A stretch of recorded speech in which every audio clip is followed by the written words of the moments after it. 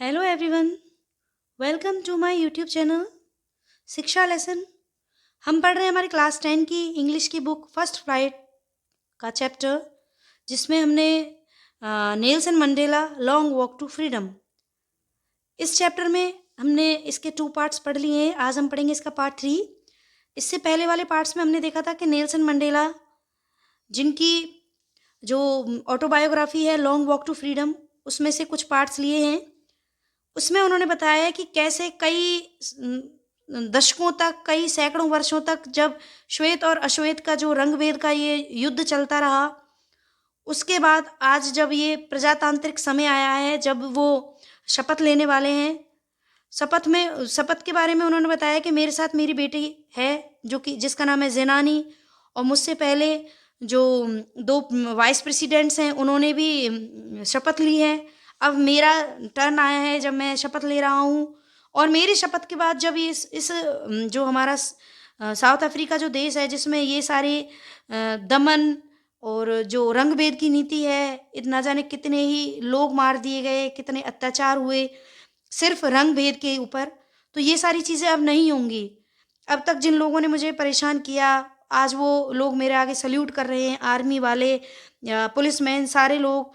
तो एक एक बहुत ही अच्छे समाज के निर्माण के बारे में वो जो कल्पना कर रहे हैं, उसके बारे में उन्होंने थोड़ा-सा बताया है। और इससे आगे जो उनका क्या बता रहे हैं, वो इससे आगे अब हम देखेंगे। On the day of the inauguration, inauguration वाले दिन यानी उद्घाटन, इनॉग्रेशन मीन्स उद्घाटन, उद्घाटन वाले दिन I was overwhelmed with a sense of history. I was overwhelm, overwhelm का मतलब होता है अभिभूत होना या बहुत ज़्यादा खुश होना। With a sense of history, जो हमारे साथ जो इतिहास में हुआ है उसके सेंस से मैं आज बहुत ज़्यादा अभिभूत था। इन द, क्योंकि पहले उनके साथ बहुत अत्याचार होते थे, और अब क्या है, जो अश्वेत पहली बार कोई राष्ट्रपति बना था साउथ अफ्रीका का, तो पुरानी चीज़ों को याद करके और आज के समय के बारे में कल्पना करके मैं बहुत ज़्यादा ओवरवेलम हो रहा था। In the first decade of the 20th century, in the first decade यानी प्रथम दशक में 20वीं शताब्दी के, a few years after a bitter Anglo war and before my own birth, जो 20th सेंचुरी थी, 20वीं शताब्दी थी, उसके प्रथम दशक में, ए फ्यू ईयर्स आफ्टर, कुछ साल बाद, the bitter Anglo Boer war, जो बहुत ही बिटर का मतलब होता है कड़वा या बहुत ही खराब, एक एंग्लो बोअर वार हुआ था, युद्ध हुआ था, वॉर मीन्स युद्ध। And before my own birth, और मेरे जन्म से भी पहले, the white skin people of south Africa patch up there differences, तो जो सफ़ेद स्किन यानी श्वेत लोग जो थे साउथ अफ्रीका के, उन लोगों ने एक पैचअप किया, यानी एक सर्वसहमति से एक कोई नियम बनाया, और देयर डिफरेंसेस, और उनके बीच में जितने भी डिफरेंसेस थे या जितने भी मनमुटाव थे, किनके बीच में, जो श्वेत लोग थे उनके बीच में। And erected A system of racial domination against the dark skin people of their own land. और उन्होंने क्या किया कि एक ऐसा मतलब एक ऐसा निर्मित किया, इरेक्टेड मतलब निर्मित करना, एक सिस्टम उन्होंने ऐसा निर्मित किया, रेशियल डोमिनेशन, रेशियल मतलब जो रंग भेद से रिलेटेड जो डोमिनेशन था, against the dark skin people और टू देयर ओन लैंड, तो जो मतलब अश्वेत लोग थे, काली स्किन वाले लोग थे, उनके खिलाफ उन्होंने एक ऐसा सिस्टम निर्मित किया था। किन लोगों ने, जो श्वेत लोग थे, उन्होंने एंग्लो बोअर युद्ध के बाद और मेरे जन्म से पहले, तो उन्होंने क्या सारे डिफरेंसेस जो उनके बीच में थे उनको भूलकर जो अश्वेत लोग थे उनके खिलाफ एक नया सिस्टम शुरू कर दिया था। द स्ट्रक्चर दे इरेक्टेड, वो the structure they created form the basis of one of the harshest, most inhuman societies the world has ever known। उन्होंने क्या किया, द स्ट्रक्चर दे क्रिएटेड, उन्होंने एक ऐसे स्ट्रक्चर का निर्माण किया, form the basis of one of the harshest, मतलब एक ऐसा उन्होंने सिस्टम बना लिया जो कि बहुत ज़्यादा अमानवीय था, इन मोस्ट इनह्यूमन यानी बहुत ज़्यादा अमानवीय। Societies of world has never known, एक ऐसी सोसाइटी का निर्माण किया जो कि बहुत ज़्यादा अमानवीय थी, किन के लिए, अश्वेत लोगों के लिए बहुत ही अमानवीय एक सोसाइटी का निर्माण किया। मतलब उसमें क्या कि वो उन पर अत्याचार करते होंगे और बहुत ज़्यादा अत्याचार करते होंगे। तो श्वेत लोगों ने एक ऐसे अमानवीय सोसाइटी का निर्माण किया जैसा कि दुनिया पहले कभी नहीं जानती थी। Now in the last decade of 20th century, अब लास्ट जो दशक था 20वीं शताब्दी का, and my own 8th decade as a man, और जो मेरा 8वां दशक था एक मनुष्य के रूप में, एक आदमी के रूप में, that system had been had been overturned forever। अब मेरे अब जो वो सिस्टम है, कौन सा सिस्टम, जिसमें श्वेत लोग अश्वेत लोगों के साथ या एक बहुत बुरी समाज का, एक अमानवीय समाज का निर्माण किया था, वह पूरा ओवरटर्न हो गया है हमेशा के लिए, and replaced by one that recognise the rights and freedoms of all peoples. और अब किससे रिप्लेस हो गई है वो, मतलब उसके स्थान पर कौन सी चीज़ ने स्थान ले लिया है? एक बहुत ही अच्छी और एक जो राइट्स यानी अधिकार, एक अधिकार जो कि सारे लोग जाने जाएं, एक ऐसा अधिकार, एंड फ्रीडम, और एक स्वतंत्रता ऑफ ऑल पीपल्स, सारे लोगों के लिए। मतलब जो इतने वर्षों के जो दमन हुआ उनका, जो उनके साथ बहुत बुरा हुआ, अमानवीय कृत्य हुए, उनके बाद अब जब मेरे जीवन का 80वां दशक है जिसमें वो अब राष्ट्रपति बने हैं, वह क्या है, अब एकदम से सारी चीज़ें बदल गई हैं और उनके स्थान पर कौन सी चीज़ें आ गई हैं? सभी के लिए समान अधिकार और सभी के लिए स्वतंत्रता, regardless of all colour of their skins. क्या कि जो ये चीज़ें हैं वह किन के लिए हैं? सारे कलर के लोगों के लिए एक समान भाव है अब समाज में। That day had come about through the unimaginable sacrifices of thousands of my people, people whose suffering and courage can never be counted or repaid। That day had come about through the unimaginable sacrifices of thousands of my people। मतलब वो कहना चाहते हैं कि अब यह जो दिन आया है वह किन की वजह से आया है? अनइमेजिनेबल सेक्रीफाइसेस, मतलब अनइमेजिनेबल मतलब अकल्पनीय, सेक्रीफाइसेस अकल्पनीय बलिदान, सेक्रीफाइस यानी बलिदान। तो उन लोगों के जो थाउजेंड ऑफ माय पीपल, मेरे हजारों जो लोग जिन्होंने अपना अकल्पनीय सेक्रीफाइस किया, बलिदान किया खुद को, ये उन लोगों की वजह से ही आज ये दिन आया है।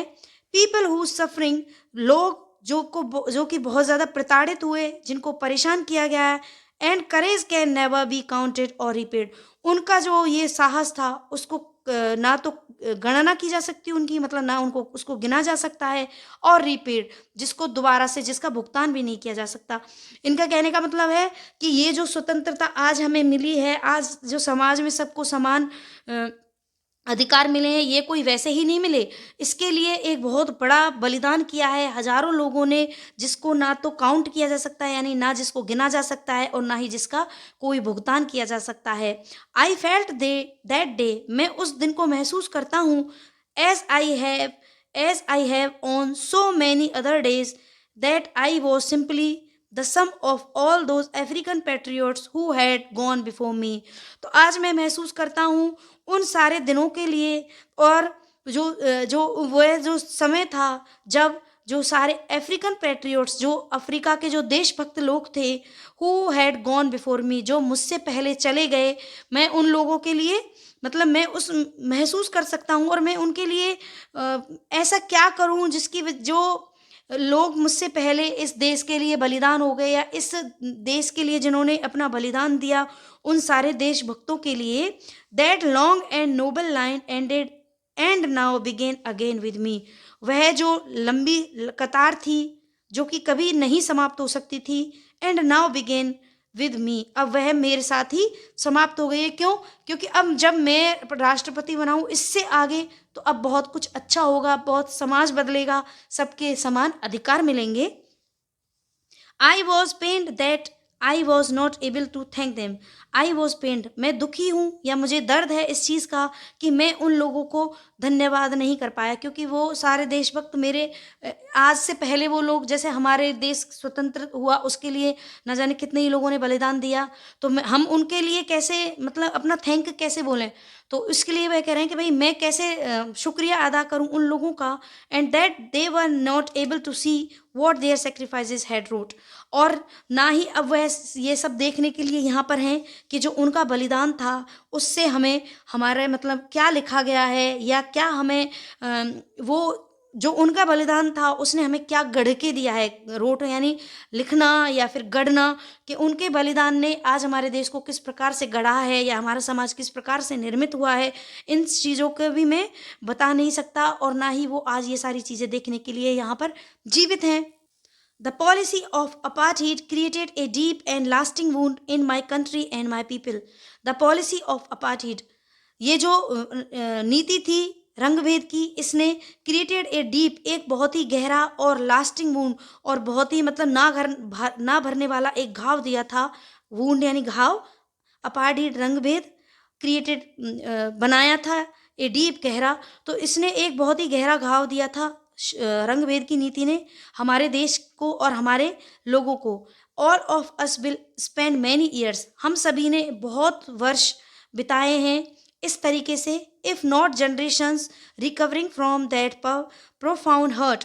ये जो जनरेशंस थी, ये इनको क्या बहुत लंबा समय लगेगा इस घाव को से उबरने में। इन मतलब बहुत ज़्यादा हर्ट हुए हैं हमारे जो लोग थे, बहुत लंबे समय से हर्ट रहे, और उस जो बहुत ही गहरा और ना भरने वाला जो घाव जो जनरेशन ने झेला है, उसको थोड़ा समय लगेगा बाहर आने में, उससे रिकवर होने में।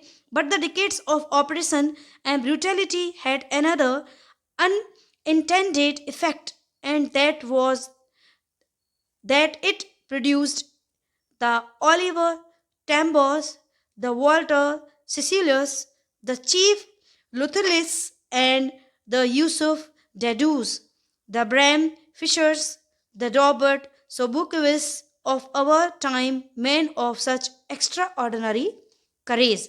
तो ये मतलब कुछ जो स्वतंत्रता सेनानी थे उनके इस रंगभेद से लड़ने वाले, उनके नेम बताए उनमें इसमें, कि जो वहाँ पर जो दशकों तक जो ऑपरेशन यानी दमन हुआ, ब्रूटैलिटी यानी अत्याचार, एक अमानवीय अत्याचार, बहुत ही निर्ममता, ब्रूटैलिटी निर्ममता, हैड अनदर अनइंटेंडेड इफेक्ट्स, जो बहुत ही ज़्यादा जो अमानवीय और दमन हुआ, जो बहुत ही निर्मम दमन हुए उन लोगों के, जो कौन कौन थे, Oliver Tambos, the Walter Sisulus, the chief Luthulis, the Yusuf Dadoos, the Bram Fischers, the Robert Sobukwes. ये कौन थे? ये एक ऐसे, ये जो लोग थे ये एक्स्ट्रा ऑर्डिनरी लोग थे जिन्होंने कि इस बहुत ही भयानक दमन और बहुत ही जो परेशानियां थी उनको झेला। ये एक्स्ट्रा ऑर्डिनरी लोग थे जिन्होंने बहुत ज़्यादा साहस से, जैसे हमारे यहाँ भगत सिंह हैं, सुभाष चंद्र बोस हैं, और ये जो बड़े बड़े स्वतंत्रता सेनानी हैं, चंद्रशेखर आज़ाद, उसी तरीके से ये कुछ नाम इन्होंने दिए हैं कि इतने बड़े लोग जिन्होंने इन घावों को बहुत ज़्यादा अमानवीय उनकी जो परेशानियाँ थी उनको झेला, और बहुत ज़्यादा साहस के साथ उन्होंने इन चीज़ों का सामना किया। ये सबके इसमें फ़ोटोज़ दिए हुए हैं, ओलिवर टैम्बो के, Walter Sisulu, chief Luthuli, Yusuf Dadoo, Bram Fischer, Robert Sobukwe, इनके सबके ये इसमें फोटोज़ दिए हुए हैं। Men of such extraordinary courage, wisdom and generosity that their like many never be known again. ये जो लोग थे, इतने एक्स्ट्रा ऑर्डिनरी करेज था इनके अंदर, इतना मतलब इतने परेशानियां झेली इन्होंने, बहुत ज़्यादा बेचारे अपने देश के लिए लड़ते रहे। तो इन्होंने बहुत ही साहस, करेज यानी साहस, विजडम बुद्धिमत्ता, और जेनरसिटी के साथ, और बहुत ही उदारता के साथ इन्होंने अपने देश के लिए जो युद्ध लड़ा, अश्वेत और श्वेत के बीच में जो युद्ध था उसको लड़ा। That never be known again, ऐसा अब दोबारा कभी भी नहीं जाना जाएगा। उनके जैसा जो कोई भी व्यक्ति नहीं हो सकता। That their like many never be known again, अब उनकी तरह जो उन्होंने सहन किया, अब कोई भी व्यक्ति उनकी तरह इस चीज़ को सहन नहीं करेगा। क्यों? क्योंकि अब उनके देश में बहुत सारी चेंजेस आने वाले हैं। Perhaps it requires such depths of oppression to create such heights of characters. इसमें वो कहना चाह रहे हैं कि हालांकि यह ज़रूरी है कि डेप्थ ऑफ ऑपरेशन, बहुत ही लंबे दमन के बाद, to create such heights of character, कि एक बहुत ही लंबे दमन के बाद जो एक बहुत ही महान कैरेक्टर का निर्माण होता है, यानी एक अगर कोई भी व्यक्ति बहुत ज़्यादा दमन जिसका बहुत ज़्यादा दमन किया जाता है, तो एक बहुत ही बड़े चरित्र का निर्माण होता है, या एक बहुत ही चरित्रवान या एक बहुत ही दृढ़ विश्वासी व्यक्ति का निर्माण होता है एक दमन के बाद। क्यों? एक समय के बाद तो दमन भी खत्म होता ही है। My country is rich in the minerals. मेरा देश बहुत ही अमीर है खनिज और रत्नों में, that lie beneath it's soil, जो कि इसकी ज़मीन के अंदर पाए जाते हैं। But I have always known that it's greatest wealth is it's people. लेकिन मैं जानता हूँ हमेशा से ही कि इसकी जो सबसे बड़ी जो दौलत है, ग्रेटेस्ट वेल्थ यानी सबसे बड़ी दौलत है, वो इट्स पीपल, वो इसके लोग हैं या हमारे देश के लोग हैं, जो कि इस देश की सबसे बड़ी रत्न और मिनरल्स हैं।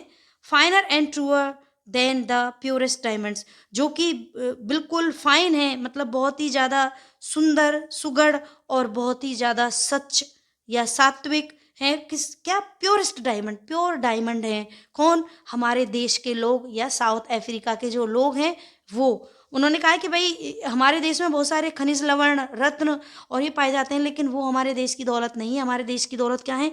यहाँ के सच्चे और सात्विक लोग। It is from these comrades in the struggle that I learn the meaning of courage. ये सब कुछ क्या है? उन कॉमरेड्स की वजह से है, उन साथियों की वजह से है।